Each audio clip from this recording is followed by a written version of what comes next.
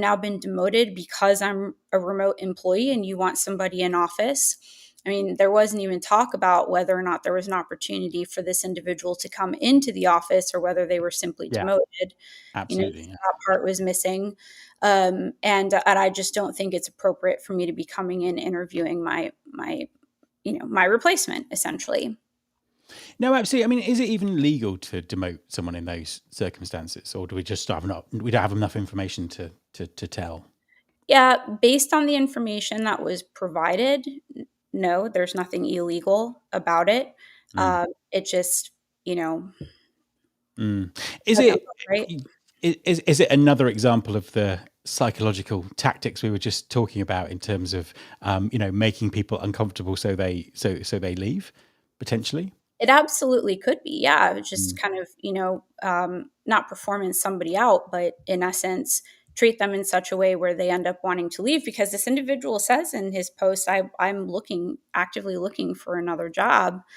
And I think anybody would be in that situation. So certainly that could be a tactic. I just couldn't understand why you would do that with a high performing individual simply because you want somebody in the office. That part makes no sense to me. So some Yeah. information in this story could certainly be missing.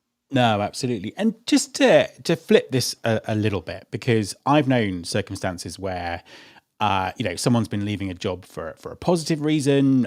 For example, they're taking a sabbatical, or they've been promoted, or they're just a very positive leaver, and they've been involved in the process to interview their replacement. So it's kind of a consensual positive thing.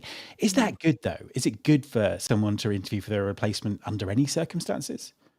I think so. Yes. I think that the person who's leaving, if it's all on good terms, is going to have a really good understanding of the culture, of what's required of the role, whether or not it's a good personality fit for the other team members, etc. And from personal experience, I've interviewed and hired my replacements as well. And that's made me feel like, you know what, I'm leaving the team behind with somebody who's really great, who I've trusted throughout this process, and I think they're going to be well taken care of.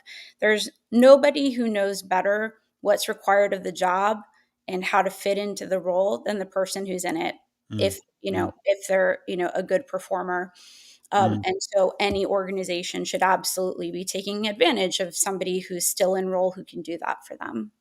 And I've seen a sort of great bit of recruitment marketing where they got the person leaving the job to actually record a video job advert for the person who was starting. It's like, this is what you'll be doing, this is who you're working with, this is why I'm leaving, which I thought was fantastic.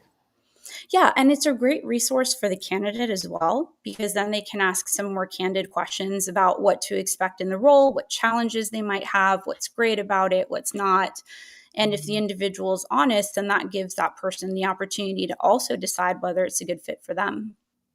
And sort of final question on this: how how far do you think people should play the corporate game, even if it makes them uncomfortable? Where would you advise kind of drawing the line when it comes to this type of behavior? When it comes to asking somebody to interview. Yeah, or just things that people might feel uncomfortable with. They might feel that the company is kind of psychologically trying to pressure them.